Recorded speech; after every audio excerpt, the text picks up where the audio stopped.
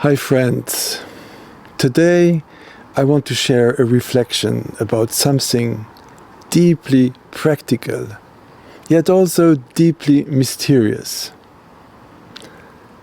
Our inner guidance system. Or as someone from the Lorien community once perfectly called it, your pit crew. I first heard this expression during a conference at the Findhorn community in northern Scotland back in 2018. The conference was about co-creative spirituality. The undertitle was Shaping Our Future with the Unseen Worlds. So that image immediately stayed with me. Think about the Formula One car race.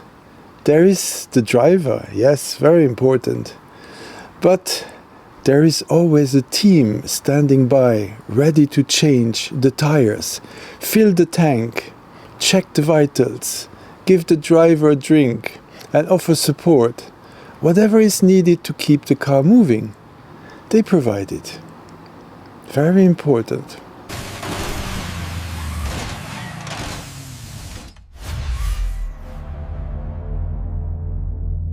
So, what does it have to do with us? Yeah, I'm saying we also have such a team. Always present, always waiting, always ready. You can call them whatever you like. Guardian angels, guides, friends on the other side, or companions in spirit. Some of them may even have shared lifetimes with us. Taking turns between physical and non-physical worlds. That's possible. They know us intimately. They know why we incarnated. They know what our original intention was. They even know what we agreed not to remember, so we could have this human experience. They know the essence of who we are. It's a pity to walk through life unaware of them, because once you are aware, everything changes. You can ask for help and actually receive it. Ask for guidance and feel it. Yeah, you feel it. Ask for clarity and watch it arrive. Watch things unfold. Watch the signs. You are never alone. There is always presence around you. It's also good to mention here that they will always help us within the boundaries of our agreements, our incarnation's intention. If there are lessons that we need to learn and figure out ourselves, and sometimes the hard way, they will not interfere. So you can have a genuine dialogue with them. We each have our own ways of perceiving them. Some people see images, some hear inner words, some do automatic writing, and some simply feel a knowing presence. Intuition, feeling. There is no one way to do it. We all have our life experiences, our life paths, the histories. We are unique, so we have our own personal ways. So here on our planet, there isn't just the biological ecosystem we see with our eyes. There is another ecosystem, invisible, but very alive.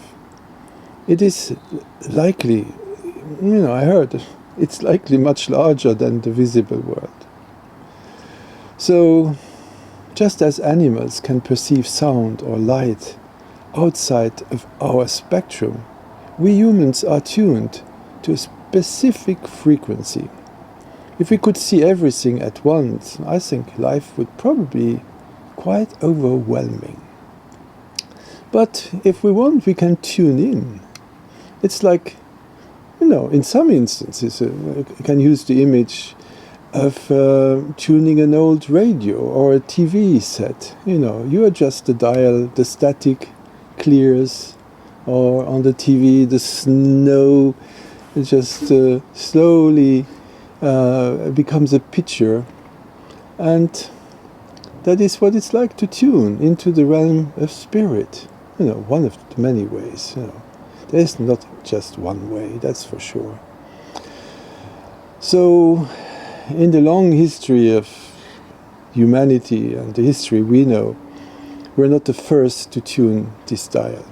So history is filled with pioneers who turned this connection into a practical art form, bringing through inspiration, guidance that helped thousands. You know, think of Edgar Cayce, the famous so-called sleeping prophet. He could enter a trance state and bring back precise medical diagnosis and treatments for people he had never met.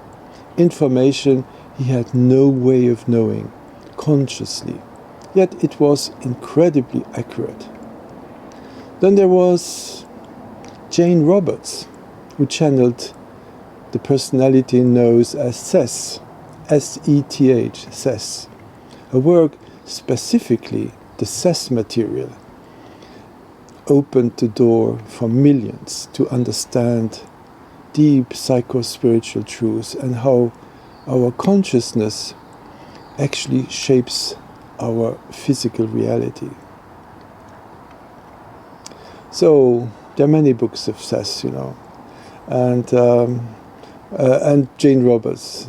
One I like particularly is The Education of Oversoul 7, and Seth's book is the Nature of Personal Reality. I really, really like that one.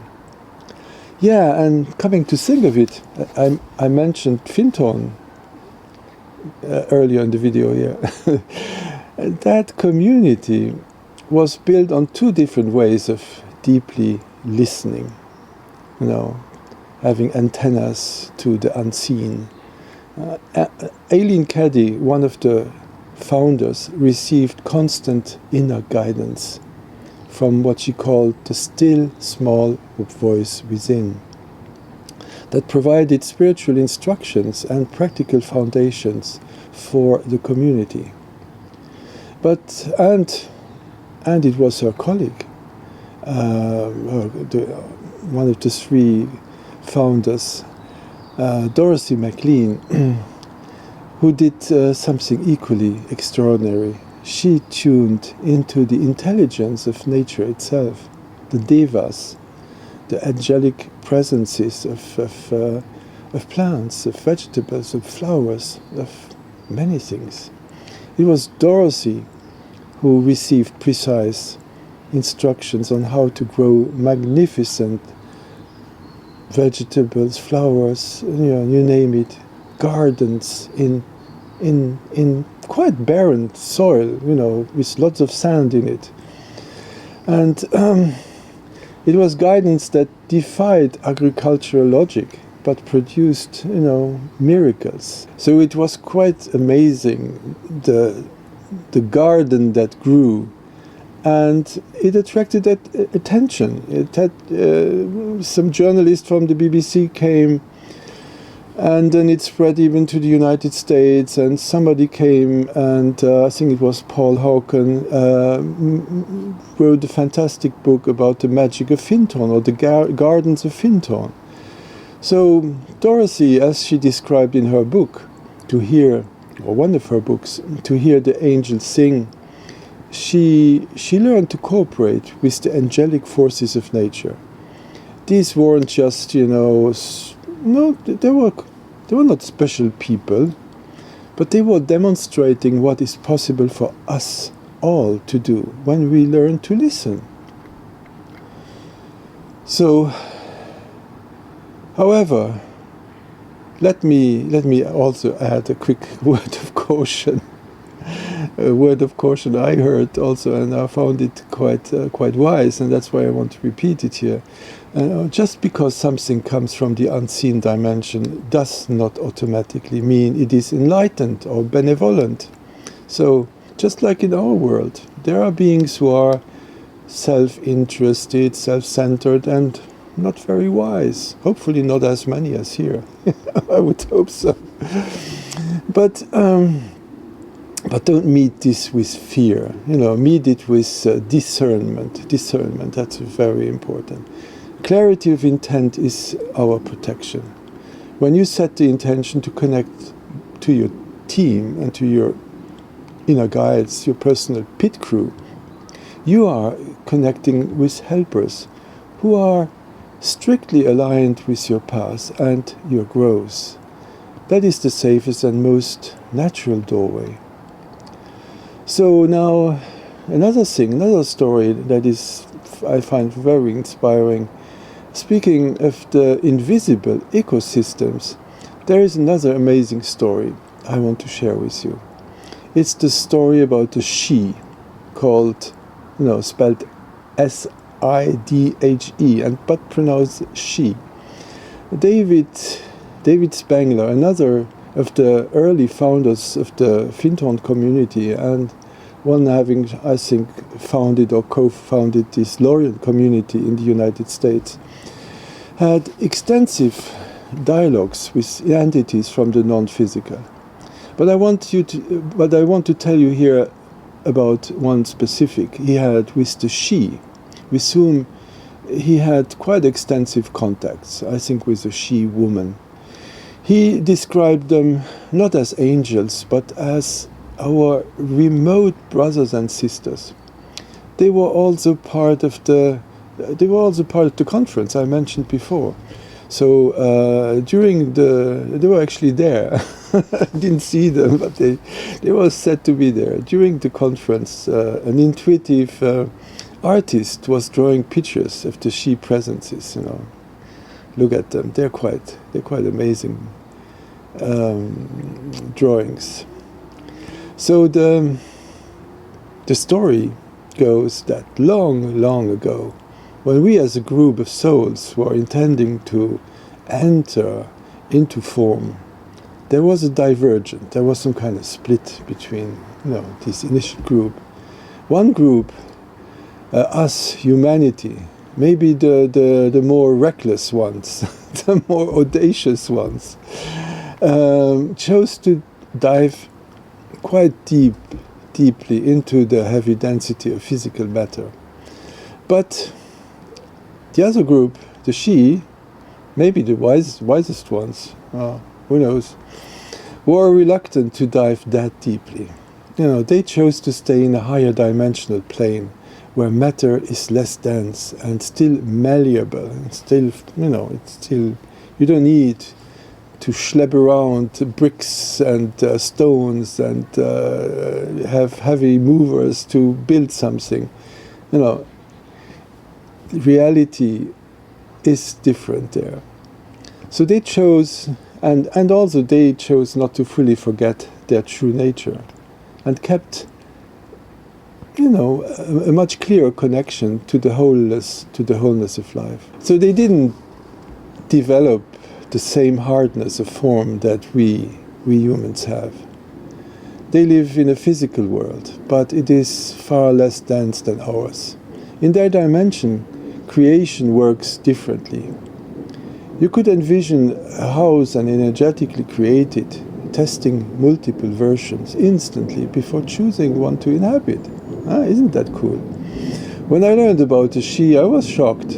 Their world was incredibly similar to the world I described in my own book, The Other World, which I wrote before I ever heard the term Shee.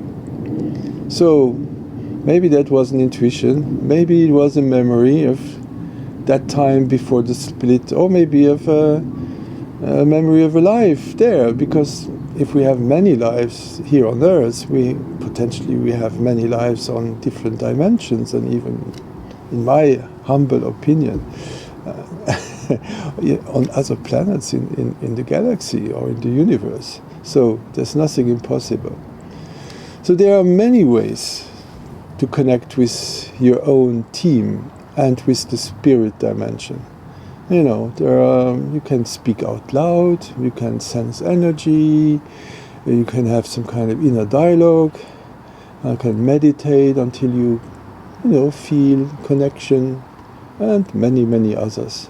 My own way, my own personal way that came naturally to me is simple. I speak. I tune into that energy and then let my guides, or I call them my team, talk through me. That's pretty amazing, and I really, really, really enjoy when I have that connection. I can ask questions, and I can clearly feel the difference between when I speak and when they respond through me. This is actually something anyone can explore.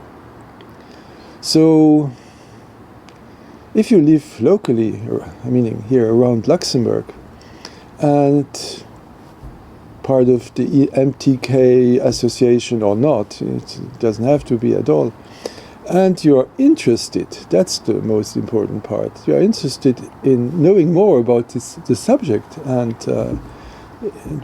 interested in joining a group, I would actually love to create and co-create a small group where we can explore this together. A space to connect with the inner guides, the inner team, the inner pit crew. And yeah, it's exciting, it's real, it's actually very real. And it can be incredibly rewarding and supportive of our own life. I mean, who doesn't need a pit crew? I would like to miss it now. So even this reflection right now is something my own team is helping me with. Their presence is very strong today. So thank you so much for listening, and let's continue to explore this beautiful relationship between our human life and help us, walk with us. So yeah, let's be open, let's find out together. Okay, thank you, bye. Go clear!